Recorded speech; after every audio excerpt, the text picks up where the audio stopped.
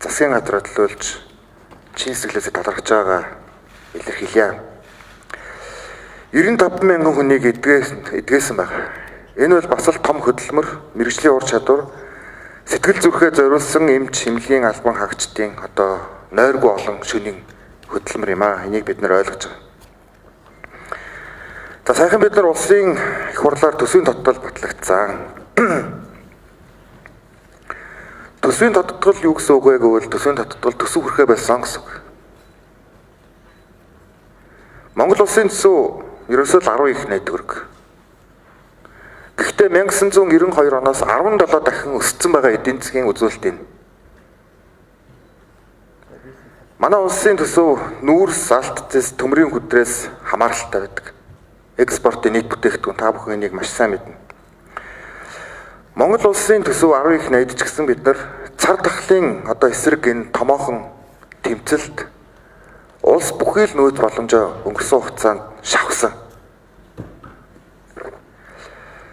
Хүүхдийн мөнгөнд л хэд энэ 10 их найдын 1.4 их найд төгрөг зарцуулагддаг.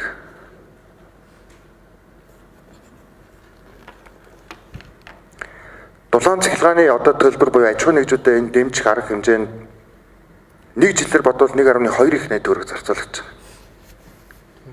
Эрдэнэ төлбөр хэдийгээр нийгмийн хариуцлагын хүрээнд гаргаж байгаа ч гэсэн энэ төсвийн урсгал тэнцэлтэй холбоотой юм санхүүжилт.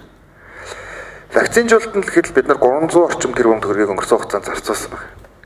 Өнгөрсөн энэ 1 жилийн хугацаанд. Шинжилгээнд бид нар өдөр тутам 500 сая төгрөг зарцуулж байгаа. PCR-ын шинжилгээ. Өдөр тутам 500 сая төгрөг урсж байгаа гэсэн 10 мянган шинжилгээ. Ингээд бид нар зарим шаардлагатай хөрөнгө оруулалтыг таньж даатгал болон улсын төсөв нийлээд 735 тэрбум төгрөгийн нэмэлт санхүүжилтийг эрүүл мэндийн салбарт олгохоор болж байгаа. Нэг өөрөлд бусад салбарын хөрөнгө оруулалтууд танигдсан гэсэн үг. Энэ дээр 13 мянган эмч ажилчдаа мөн эрүүл мэндийн салбарын бусад 19.5 мянган ажилчдаа мөнгөний хэлбэрийн урамшууллыг олгохоор болж байгаа. Энийг яаж олох вэ? Эрүүл мэндийн сайд, сангийн сайд өөрсдөө шийднэ.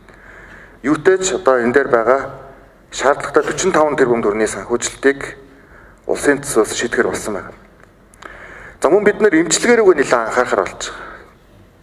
Та бүхэн шаардлагатай гэж судалгаагаар гарсан ковидын үеийн эм тариа болон бусад тоног төхөөрөмж хэрэгсэлд мөн шаардлагатай юм санхүүжилтийг улсын төсвөөс бас гаргахаар болсон.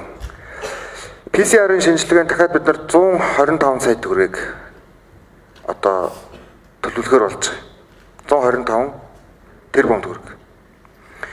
За мөн шаардлагатай төгсөх дамжааны оюутан болон сайн дурын ажилтныг дайчлах цалингийн зардалд 3.7 тэрбум төгрөгийг төлөвлөхөр болж байгаа. За нэмэлтээр бид нар 2000 орыг дэлгэх шаардлагатай 110 тэрбум төгрөгийг бас гаргах нь зүйтэй гэдэг байдлаар сая улсын төсөв их хурл баталсан. За мөн шаардлагатай байгаа барилга угсралтын ажлууд байгаа. Цаашдаа бид нар төрөх байрууд болон бусад энэ шинжилгээний объектуудыг өргөдөх энэ бас хөрөнгө оруулалтын зураг зүйн зардал. За мөн тандалт судалгаа шинжилгээ. За мөн эрүүл мэндийн яамны цахим шилжилттэй холбоотой ийм зардлуудыг гаргахаар болсон. Эрүүл мэндийн даатгалын сан болон улсын төсвөөс. Тийм учраас энэ эрүүл мэндийн салбар дээр тавигдсан саяны төсвийн тодтголоор тавигдж байгаа энэ 735 тэрбум төгрөгийн нэмэлт санхүүжилтийг та бүхэн туйлын арвч хянагч. За мөн яг хамгийн чухал зүйлдээ зарцуулах нь бол туйлын чухал юм аа. Иргэжлийн төсөв дээр иймэрхүү хэмжээний мөнгөийг бол даахгүй ч гэж магадгүй. Яг л манай улсын төсөв өөрөө экспортоос хамааралтай. Экспорт өөрөө цар тахлаас болж хөндөж байгаа юм нөхцөл байдал үүсэж та бүхэн энийг маш сайн харж байгаа. Шаардлагатай бүхэл арга хэмжээг авч байгаа. Гэхдээ энэ бол туйлын юм амаргүй нөхцөл байдал үүсэж байна. Гэдгийг та бүхэнд бас ихэн зүйтэй хаа гэж бодож байна. Эмнэлгийн ажилтнуудын цалинг нэмэгтэй холбоотой ийм асуудлууд яригдж байгаа. За энэ ч бас асуудлыг шийдвэрлэхийн тулд эрүүл мэндийн салбарыг тодорхой хэмжээнд либералчилсан ийм шинтгэл хийгдсэн. Нэгүрэл гүйцэтгэлээрээ манай одоо эмнэлгийн удирдлагууд дотроо цалингаа нэмэх ийм одоо чөлөө төрөлтөөний ийм одоо жишг рүү эрүүл мэндийн салбар шилжилт хийсэн. За энэ сайн шилжилтээ бас одоо бүрэн төгөлдржүүлж сайн ажиллахыг ялангуяа одоо энд байгаа манай нэгдсэн эмнэлгийн удирдлагууд, эрүүл мэндийн яамны удирдлагуудад би бас ерхий сайдын хувьд аль биесээр үүрэг өгөх зүйтэй байхаа гэж бодож байна. За өөр нэг зүйлийг би бас ерхий сайдын хувьд хэлэх ёстой гэж бодож байна. Эрүүл мэндийн салбарыг улс төрөөс ангид байлгах ёстой шүү. Би бас улс төрчдөд хандаж үг хэлье гэж бодож. Цар тахлын энэ амаргүй үед улс төр байвал ерхий сайдтай хийх хэрэгтэй. Энэ улс төрийг дөнгөн данган тэнцэж чадж байгаа эрүүл мэндийн салбар дээр хийж албаар хооронд нь талцсан хуваах ийм аливаа бодлогыг улс төрчд барьж болохгүй. Өмнө бас вакцин дээр ийм асуудал үүс. Би зарим нэг хүний нэрийг хэлсэн.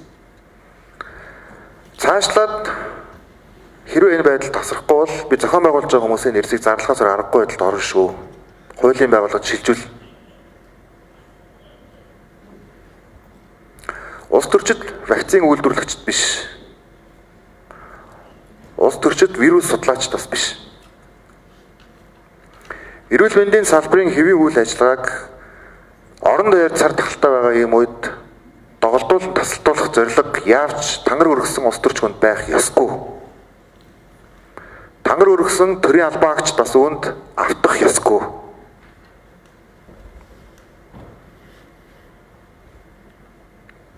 Тийм учраас аливаа эрүүл мэндийн салбартай холбоотой улс төрчлөлтийн асуудлыг ерөнхий сайдын хувьд таслан зогсоохын тулд хатуу арга хэмжээ авах болно. Цаашд. Монгол Улсын ерөнхий сайдын хувьд Монголд 1 номерын мэдээлэл төв. Хөшгөний урд юу болж байгаа, хөшгөний цаана юу болж байгааг би мэдрэхийн дэдэр мэдэрч байгаа. Тусгай албаны мэдээлэлүүд авагдаж байгаа. Тийм учраас энийг би бас хатуухан хэлхэн зүйтэй гэж бас бодож байгаамаа. Эрүүл мэндийн сайд байсан зарим нэг хүмүүс, зарим нэгэн улс төрчдөд хандаж хэлэхэд эрүүл мэндийн салбарыг улс төржүүлсэн аливаа үйл ажиллагааг нэн дээр зогсоохыг ерөнхий сайдын хувьд би шаардаж байгаа. Энэ удаа би туйлын ээлдгээр хэлж байгаа. Туйлын ээлдгээр сануулчих.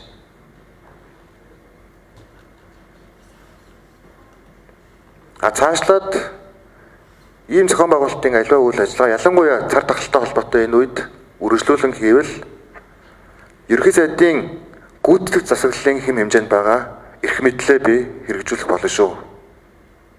Надад бас хуулиар олгогдсон эрх мэдэл байна.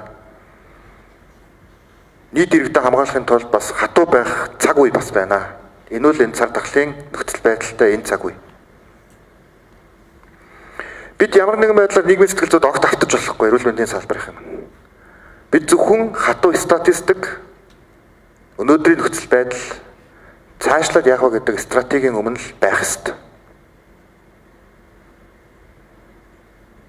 Яг тэгэхээр бид бүгд эх орныхоо өмнө, иргэдийнхээ өмнө өргөсөн тангарахтай хүмүүс. Шаардлагатай бол бид нар амь насаа зориулах хэмжээний цаг үетэйж таарлахад сэтгэл зүйн хувьд бэлэн байх ёстой. Яг тэгэхээр энэ хэдийгээр бидний нүдэнд харагдахгүй байгаа ч гэсэн энэ дайн бүхий байдалтай ялгаагүй. Эрдэнэ түүний амнаас эрсдэж байгаа ийм цаг үе юм шүү. Хатуу хуулиараа тавигдахгүй байгаа энэ цаг үеийн ачаар макро эдийн засгийн үзүүлэлтүүд эргэн сэргэх ийм одоо таатай нөхцөл байдлууд бас үүсэж байгаа. Цангийн яамнаас өгсөн судалгаагаар 2021 оны 1-р улиралд эдийн засаг 15.7% өссөн. 2021 оны 5-р сард мөн оны үеэс одоо 59%-аар нэмэгдсэн. Монгол банкн дээр байгаа төлбөрийн тэнцэл болон бусад үзүүлэлтүүд сайжирч байна. Мөн 10 их найдын хөтөлбөр зохих хэмжээнд үр дүнгээ өгч зах зээлд эдийн засгийн урсгал нэмэгдэж байгаа. Бид нар эрүүл мэндэж эдийн засгаач давхар авч явахгүй бол болохгүй. Яг л эдийн засаг бидний төсвийг бүрдүүлдэг. Бид нар хувийн хвшлээ аль болохоор нээх бодлогыг барьсаар байна. Өмнө нь барьж ирсэн цаашдаа ч бас барина. Гэхдээ энэ дээр бид нар хамтын хариуцлагатай байх ёстой болж манай хувийн хвшлийг. Нэгдээд явж байгаа энэ эрүүл мэндийн салбарын нөр их хөдөлмөрийг бас манай хувийн хвшил бизнес эрхлэгчид хүндэтгэж үзэх хэрэгтэй. Хууль бас аливаа үйлдэл хийж халдвар тараах эрсдлийг нэмэгдүүлж бас болохгүй. Сайхан Улаанбаатар хотын засаг дарга надтай уулзсан. Жишээлбэл зарим байгууллагын үйл ажиллагаа зориултыг нь өөрчилж нээж инкээс ч арга байхгүй. Энэ дээр эрүүл мэндийн яам болон эрүүл мэндийн салбараас тавих хяналтыг илүү их чангатгаж, илүү иргэдтэй өөрөө өөрийгөө хамгаалахын төлөө ямар байх вэ гэдэг тэр асуудлыг шийдвэрлэж өгөх хэрэгтэй. Ямар юм уух уу, ямар шинж тэмдэг илэрх үү, ямар хүндрэл гарах уу. Цаашлаад бид нэр хүүхдүүдэд вакцинжуулах асуудлыг эрчимжүүлж байгаа. Та бүхэн энэ ажлыг бас маш сайн хийж эхэлж байна. Засгийн газрын зүгээс цаг алдалгүй дараагийн вакциныг татаа авах ажлыг бидний хувьд хийж хэрэгжүүлэхийн төлөө чадах бүх зүйлээ хийн ажиллаж байгаа. 3 дахь тунгатай холбоотой асуудлыг та бүхэн судалж байгаа мөлий. Энийг засгийн газраас дэмжиж байгаа. За мөн хүүхдийн вакцинжуулалттай холбоотой асуудал дээр засгийн газраас та бүхнээ дэмжиж гадаад яам аль болохоор богино хугацаанд хилцэл хийхин төлөө хичээж ажиллах болно. Гэхдээ вакцин дэлхийд дээр харамсалтай нь тийм ч олдцтой биш байгаа. Энийг бид бүхэн бүгдээрээ мэдж байгаа. Нөгөө талаараа бид нар бодит нөхцөл байдлыг үнээр нь ярьж авах ёстой. Үндсэндээ бид цар тахлын өмнө илүү л тодорхойгүй болоод өдрөөс өдөрт энийг та бүхэн маань олон нийтэд маш сайн хэлэх ёстой. Мэргэжлийн хүмүүс. Энэ альфа, бета гэдэг хувилбарууд, гамма гэдэг хувилбар гарсан дэлхийн 72 оронд дельта хувилбар 96 оронд гарсан гэдэг мэдээ авагдаж байгаа. Өчигдрөөс бидний бас ойрын хөрш Солонгос улс дельта вирусаас хамаарч хөл хоройгоо чангадах ийм асуудал ярьж ирсэн. Та бүхэн мэдээллийг авсан баг. Дельта вирус манай улсад орж ирэх нь бол цаг хугацааны л асуудал. Бид бэлэн байх хэрэгтэй. Байгаагаас нөхцөл байдал хүндэрч магадгүй. Цаашдаа латин цагаан толгойн хитэн үсгэн дээр очиж энэ мутац дуусхийг бид нар хэн ч хэлж мэдэггүй. Зөвхөн Монгол улс биш, 1 жилийн өмнө технологийн тэргүүлэх орн Японч жишээлбэл Олимпийг 1 жилээр хойшлуулахдаа 1 жилийн дараа нөхцөл байдал ийм байна гэж тооцоолоогүй. Дэлхийн эрүүл мэндийн байгууллага болон нэгдсэн үндэсний байгууллагын удирдлагуудтай миний хувьд уулзах ч гэсэн яг ийм юм болно гэдгийг тодорхой хэлэх боломж алгаа гэж. Юутай ч бид нар COVID-19 гэдэг вирусын хувьд өнөөдөр бид нар вакцинаар томоохон амжилтыг гаргаж бас болцсошгүй эрсдлээс олон сая хүний амь нас аюулгүй байдлыг аврах дээр манай эрүүл мэндийн салбарын үнэхээр том түүхэн үргийг гүйцэтгэж чадлаа. Энэ цаг үеийг төр түмэн олон нийт хязгаарч мартахгүй байх. Ингэж ихний 5 улс энийг болж чадсныг. Цаашдаа ямар байдлаар энэ вирус хэдэн удаа хувирахыг хэн ч тааж чадахгүй. Мэргэжлийн салбарын та бүхэн маань энэ дээр тийм дүгнэлттэй байгаа юм бэл. Надаа эрдэмтэн судлаачид эрүүл мэндийн яамны удирдлагууд орж ирж тодорхойгүй ийм нөхцөл байдал үүсэж байна гэдгийг хэлж байгаа. Дэлхийн эрүүл мэндийн байгууллага болон нэгдсэн үндэсний байгууллагын удирдлагууд улс орны элчин сайдуудтай ч гэсэн би байнга холбоотой байна. Тэд ч гэсэн бас ийм зүйлийг ярьж байгаа. Тийм учраас ямар хугацаанд цаашдаа ямар мутацтай хэрхэн бид нар тэмцэх цаг хугацаа хэрэгтэй байна. Илүү их тийм төсвөр төвчээр хэрэгтэй болно гэсэн бид нарт. Гэхдээ бид нар энэ бүх зүйлийг давж гарахаас өөр сонголт авахгүй. Яг л энэ бол бодит нөхцөл байдал юм байна. энэ дээр бид нар хин нэг нэгэ буруутгаад хэрэггүй. Яг тэгэхээр дэлхий өөрөө ийм л байна. Ийм л цаг үед бидний амьдралын цаг хугацаа таарч, амьдралын цаг хугацааны амьдралын цаг хугацаа солилцож бид нар ийм л хүнд үеийг даван тулах хүн төрөлхтний төлөө одоо энэ тэмцэлд нэгдээд ажиллаад явж байна. Бусад улсын засгийн газрын тэргүүнүүдтэй ярихад манай эрүүл мэндийн салбарыг үнэхээр үнэлдэг. Би одоо энд их сэтгэл хангалуун байна. Өөр дэлхийн олон улсад яг манай эрүүл мэндийн салбар шиг очиж үйлчилж, эмнэлэг твцэн өвчтөн нэг бүртээ тулж ингэж байгаа ийм асуудлууд бас их л амаргүй байгаа юм л. Эмчтэн хүрэхгүй эсвэл зөвхөн утсаар зөвлөгөө өгөх хэмжээнд байгаа юм л. Манай өрхийн эмнэлгийн систем ч гэсэн энэ дээр туйлын их даваа байдлыг үүсгэж байгаа юм л.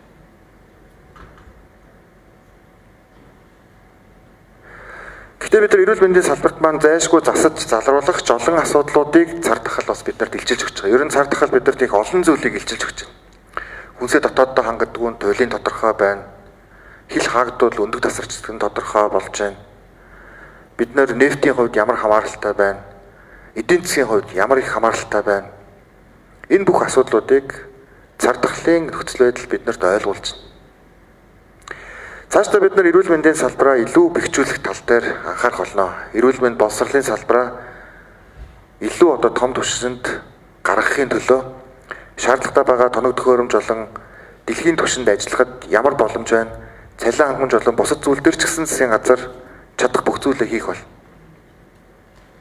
Гэтэ бид нар төсөө бүрдүүлэхийн тулд, эдийн засаг хэлхийн тулд эхлээд бид нар цар тахлаа даван туулах хэрэгтэй болж байна. Дэлхийн эрүүл мэндийн байгууллага одоогоор биднэрт хоёрхан зүйлийг зөвлөсөн. Нэгдүгээрт вакцинжуулалт. Энэ дээр бид нар томоохон үр дүн гаргаж чадлаа. Эрүүл мэндийн салбарын маань. Цаашлаад одоо 12-оос дээш насны хүүхдэд вакцинжуулах энэ ажлыг идэвхжүүлэх хэрэгтэй. Вакцины үр дүн надад энэ танилцуулган дээр өгч байгаа энэ үр дүнгуудыг та бүхэн мэрэгжлийн хүний хувьд ухуулан ойлгуулах хэрэгтэй.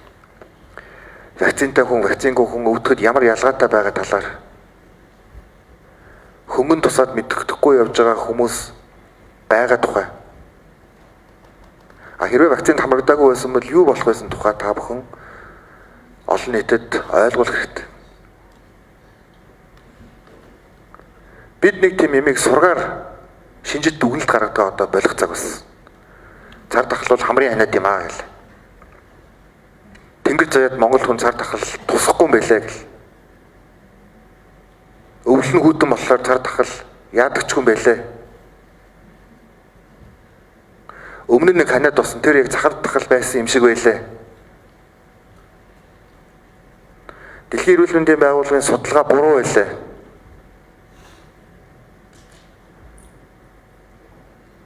Тийм вакцины үйлдвэрлэл нь тэдэн одоо шаттай. Тэдэн шатных нь тэдэн тэгсэн байлаа. Ийм барин тавин сураг дээр байгаа дүгнэлтийг эрүүл мэндийн салбарын засгийн газар та бид даван туулах хэрэгтэй. Энэ дээр бид нар иргэдтэйгээ нэг тал байх хэрэгтэй. Бид нар бодит дүгнэлтийг иргэдтэй өгч иргэдтэйгээ хамтран ажиллах хэрэгтэй. Тийм учраас энэ дэлхийн эрүүл мэндийн байгууллагын зөвлөсөн эхний зүйлийг та бүхэн маань хийж чадлаа.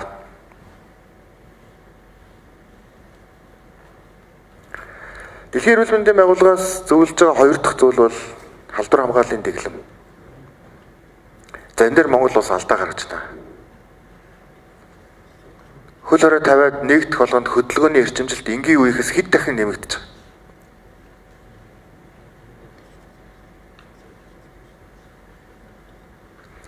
Гэтэ цар тахал гэдэг бол зөвхөн эрүүл мэндийн яамны сорилт биш. Энэ бол цогц зүйл. Энэ бол эдийн засгийн салбарын том сорилт мөн үү мөн? Хөдөө аж ахуйн салбарын сорилт мөн үү мөн? Уул уурхайн салбарын сорилт мөн үү мөн? Энэ худалдаа эрхэлж байгаа бизнес эрхлэгчдийн маань сорилт мөн үү мөн? Тийм учраас хүн бүхэн цар тахлын төлөө хамтын хүчээр бие биендээ хариуцлага тавих энэ соёлыг бүрдүүлэх зайлшгүй шаардлага байна гэж бодож байна. Одоо нэг өөрөлд хэдүүлээ Дэлхийн эрүүл мэндийн байгууллагын 2 дахь зөвлөмж рүү нэлээдгүй анхаарал хандуулъя. Хамтын хариуцлага. Энэ вирус хаанч хизээч явж танд болон таны хайртай хүний эрүүл мэндэд заналхийл үүсгэж магадгүй гэдгийг цаг тутам анхаарч дасан зохицож өргөжлөх ийм тактик руу Монгол улс шилжих зайлшгүй шаардлагатай.